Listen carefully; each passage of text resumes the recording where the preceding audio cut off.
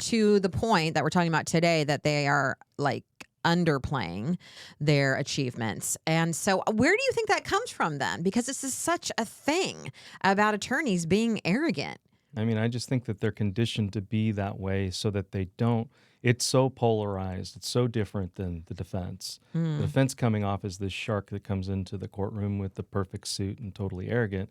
The other side is the plaintiff being very unassuming, like somebody like, say, Rick Friedman. So that's supposed to be exactly the way you're supposed to be. But there's a thing about being humble, and then there's being just so overly that it becomes. It makes you really play smaller. You're listening to Sari Swear on the Sari Swears podcast. Welcome, everyone, to another episode of Sari Swears. Sari Delamont with you. Coach K is back. Weirdly, we're both in the same clothes. So we must have done this at the same time. No, we haven't. We just want everyone to think that, we're batching these. So sorry. But Coach K is back, and we are talking about some more mindset stuff. This time we are talking about a brag list and why every trial lawyer should have one. Everyone should have one. And I thought about this concept when I was thinking about doing a Thanksgiving themed podcast about gratitude lists. Then I was like, gratitude list, blah, blah. Like everyone should be doing one. And I believe that, absolutely. But then I started thinking about the concept of a brag list, which is different, but also leads to gratitude. So I want to start. Welcome, Coach K, by the way. Why, thank you.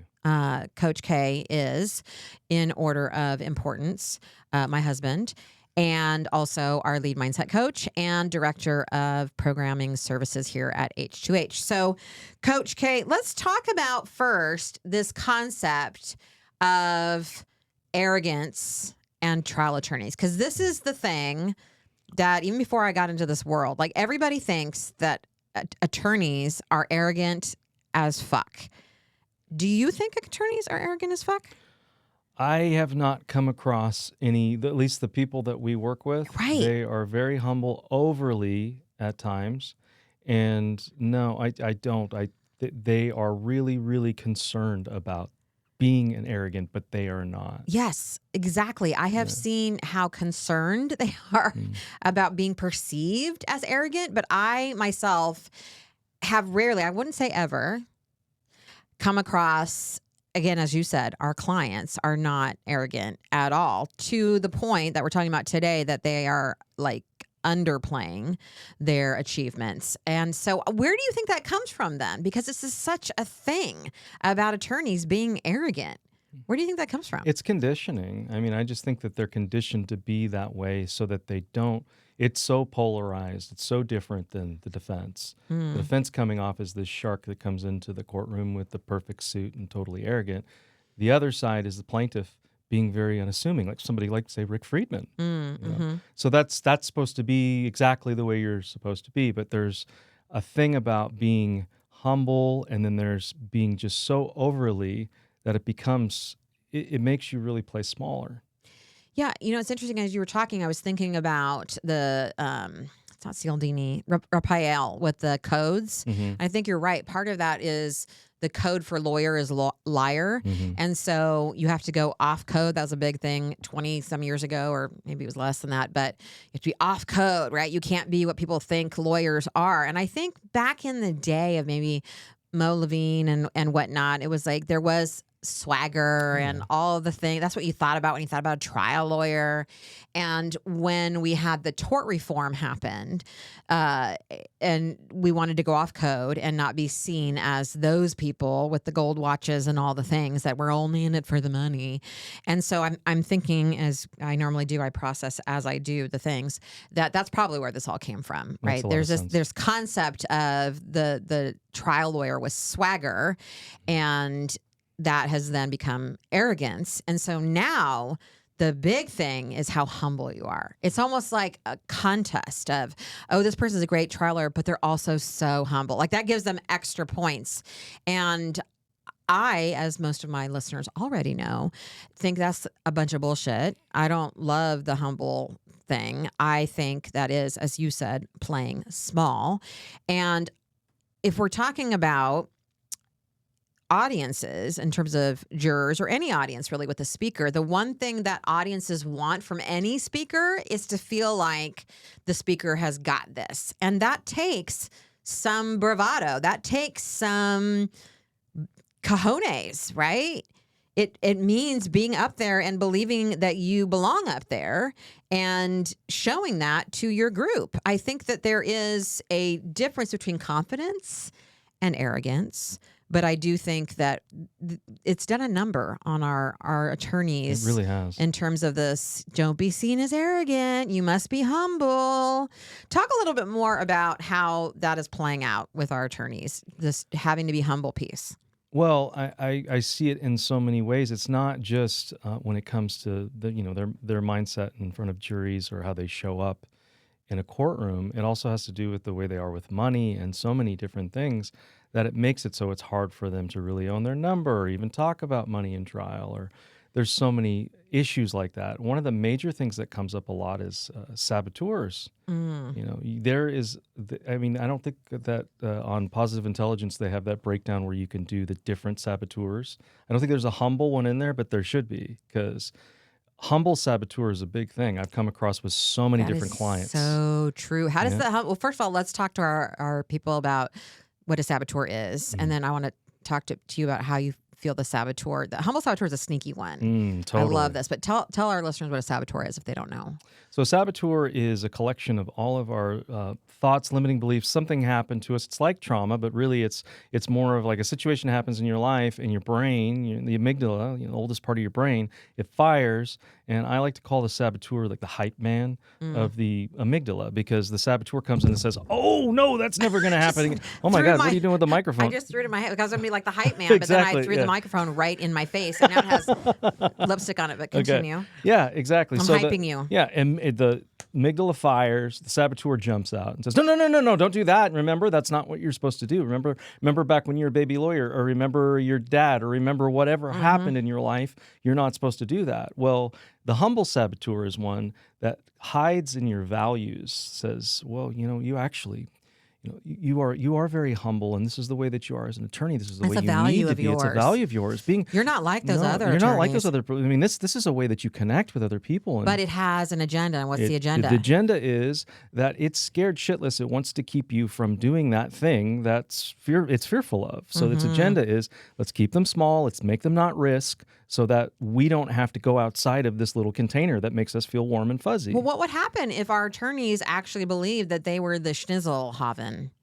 Well, I just made up that word. I don't know what that is, but if they believe that they were the shit, it depends on every person. But honestly, the attorneys that we come across, if they believe they're the shit, they're the ones that have worked with us for a bit, and they show up confident, they show up open, they show up in court where they're the one that owns the courtroom, and not in an arrogant way. It's their time to talk. But what does the saboteur tell them is going to happen? If you think you're really, really good, what? Yeah, if you think you're really, really good, then you're going to just sit back and get lazy and never do anything ever again. Oh my God, I hear that one all the time. I hear it almost every single session. Yes. Something like it. Yeah. The big thing that people argue with us all the time, and I'm right, is when we tell them that they have to decide they're amazing. Oh, God. Without any evidence. Like, I don't care if you've never tried a case. I don't care if you lost your last 50 cases. You have to decide right now that you're amazing. And they freak out. And Half they're like, of them no. throw up on the floor, and the other ones say, "Fuck you." Yeah, and there's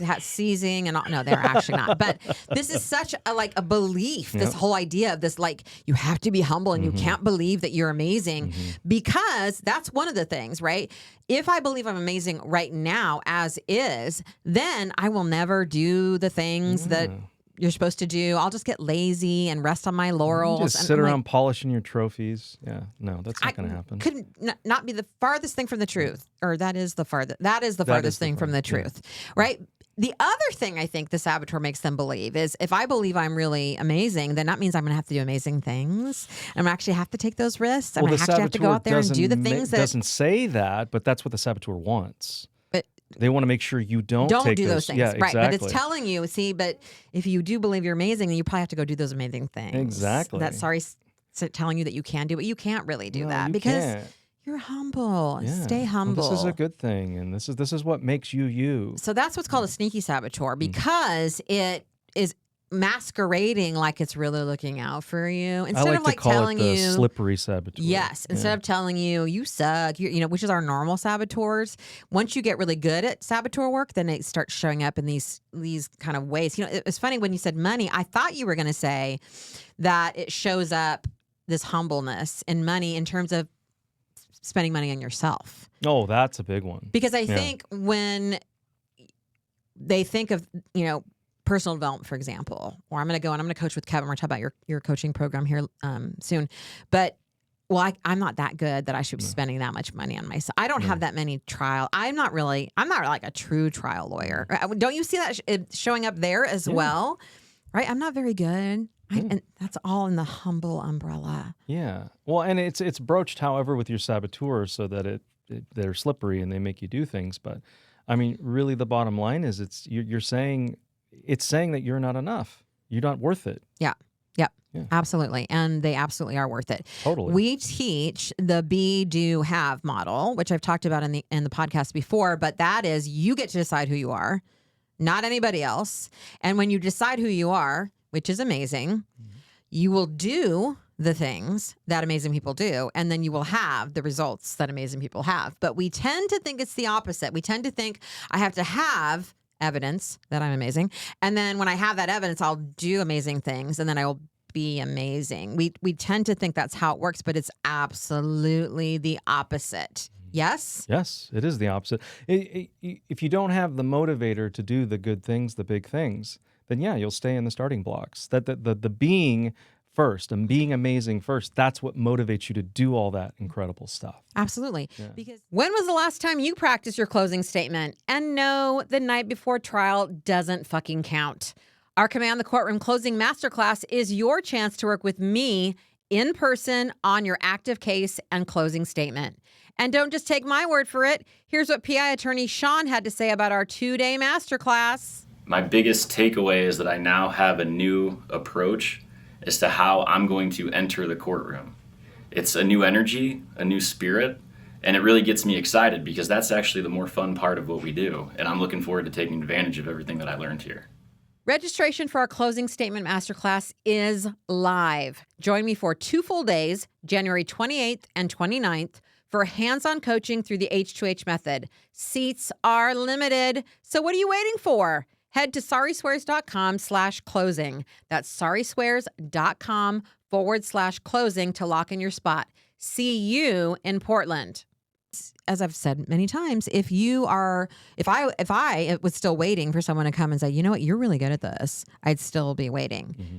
And the fact that I think I'm amazing, because I do, is why I keep doing amazing things and keep spending money on myself and keep doing the personal development. Because I'm like, how much more amazing can I be if I keep investing in myself and investing in our lives and all of the things?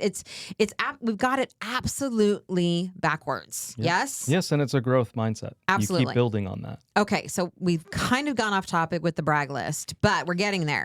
Now, one of the reasons why this is so important that you get this, listeners, that you need to have a brag list and need to believe that you're amazing, is because so many people think you're not.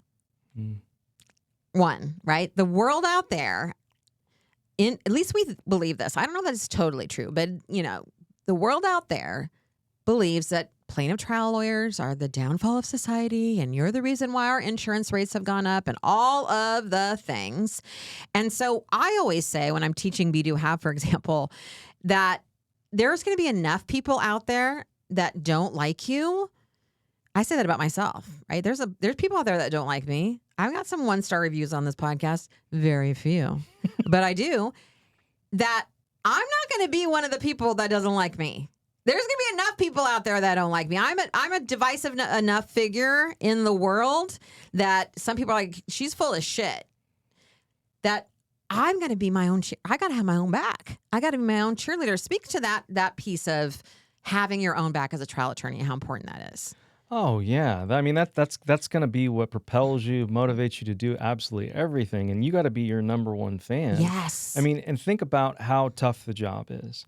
If your job being a trial attorney is as tough as it is, which it is, and you're dealing with the overwhelm and all the things that happen through the process, if you're on top of that, not your number one fan, it's just going to be that much more depleting. You need something. You need to build yourself up. It's just like if you're for everyone, you're for no one. You gotta be for yourself. I'm not everybody's cup No. of tequila. Wait, that's a lot of tequila. Well, Shot of tequila. yeah. Some go for the cup. Right. Especially after they spent some time with me. No. Yeah.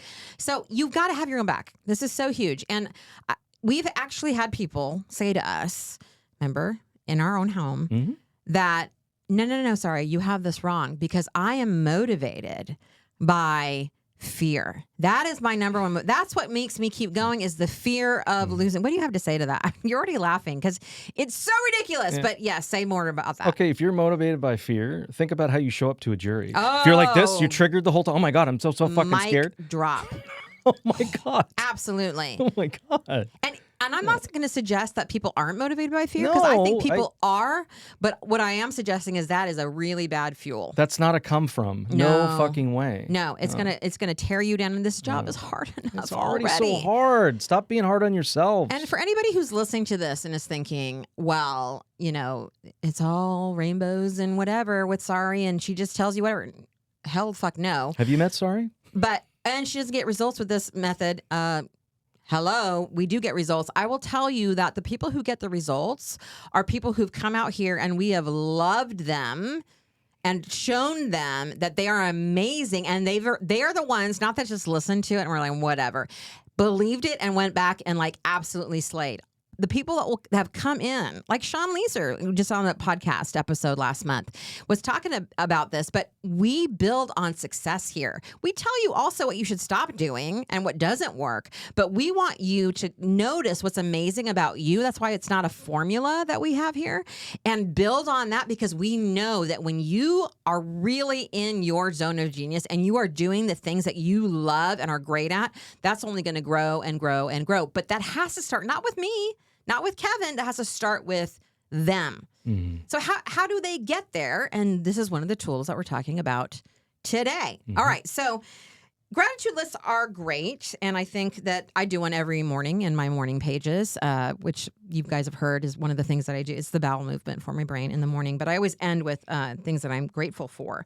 But a brag list is different. And so I did this the other day, and I thought, I've got a podcast about this. I decided, as I was thinking about my goals upcoming, it's kind of weird to be where we are in our lives now. Kevin and I were talking about this the other day, because I used to have, pages and pages of goals and things I wanted to achieve. And now we are literally sitting in one of the things I thought about 15, 20 years ago, our mock courtroom space, our brand new podcast room. And it's weird to be at this point in your life, in your I was going to say mid-50s. I'm not mid-50s yet.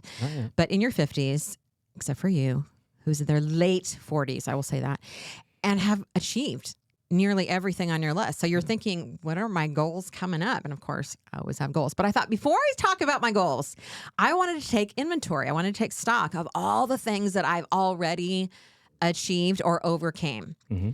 And I was 3 or 4 pages into that list when I was like, this is kind of amazing. It is. We never do this.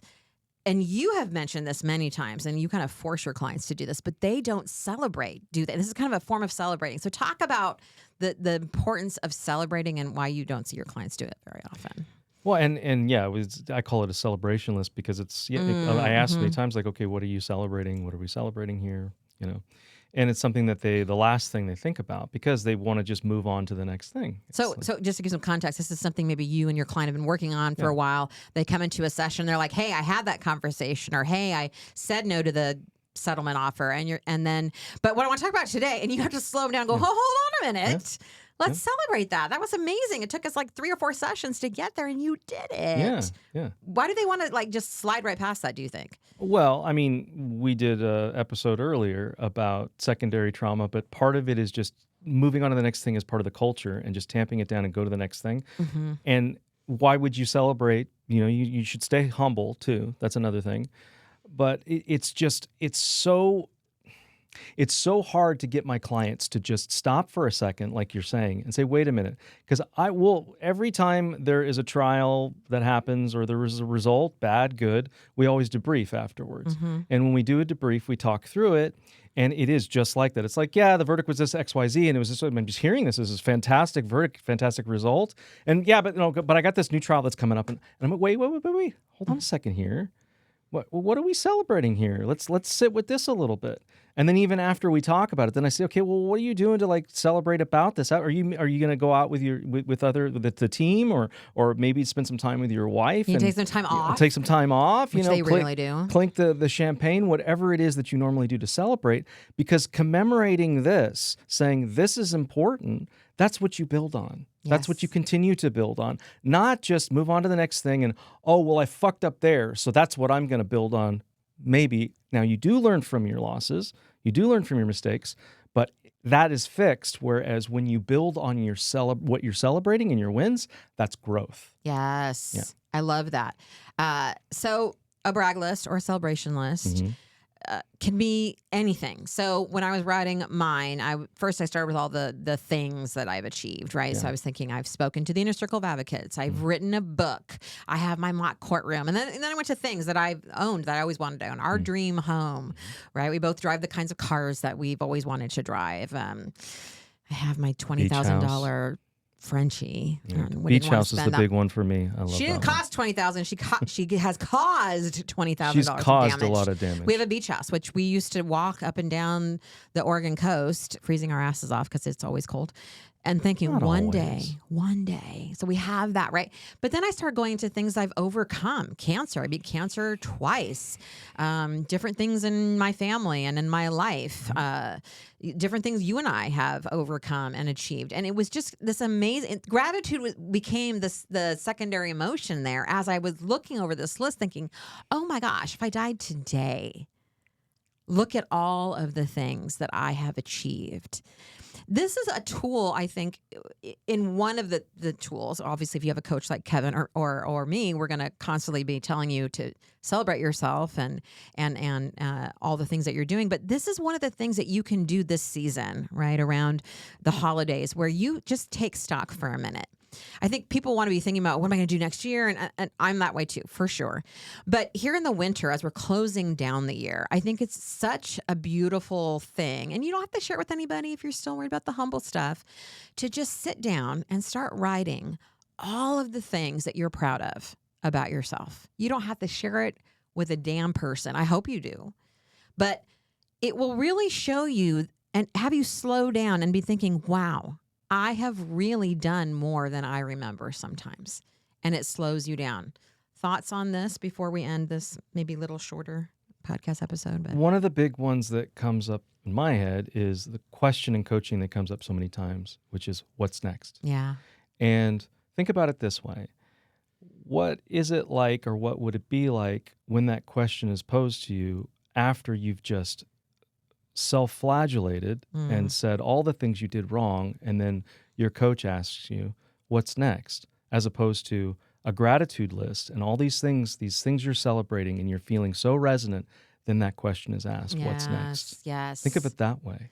And I would also say for people who are like, well, I haven't achieved very much or whatever, that everything that showed up on my list, I had written down at some other point in time. That is a big thing. I mean, I don't think there's a single thing on there. I mean, maybe I didn't write overcome cancer because I didn't see that fucking coming. But I saw those things for myself. And so I think if you are struggling and you're like, well, I don't know, start writing the things that you want to achieve, the things that you want to be doing, what you want to be known for, and start believing that those things are coming. That's be, do, have. Yes, because all of those things I had written down sometimes 25 years ago, and here they are.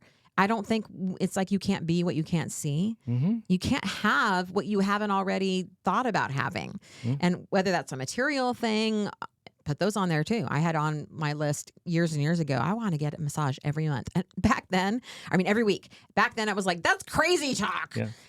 Now I get a 90-minute massage every Friday at 3:30. Well, and this is brain science. You can call it manifestation. I call it brain science. There's a part of the brain called the reticular activating system. And if you bring those things into your awareness on a regular basis, you think about them regularly, they will show up in your life. And that is just the science of the brain. That's People right. will show up, things will show up.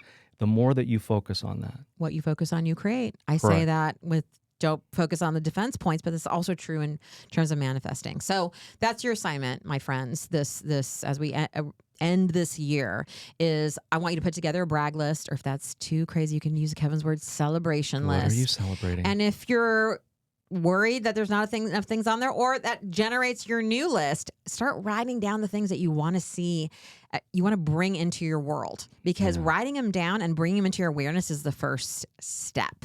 Now, Kevin, you can help because you have a brand new coaching program that's starting in January. So tell us a little bit about that. Yes, I can help. It's a curated coaching program. So each client comes in, and the first session is a longer session, and we find out all your goals and what you want to achieve for that year, or the coaching package is 9 months. And we basically cull together all the tools that we have as coaches. Sari and I work through this stuff all the time. And what's the best thing for our clients? And then we tailor make your coaching package.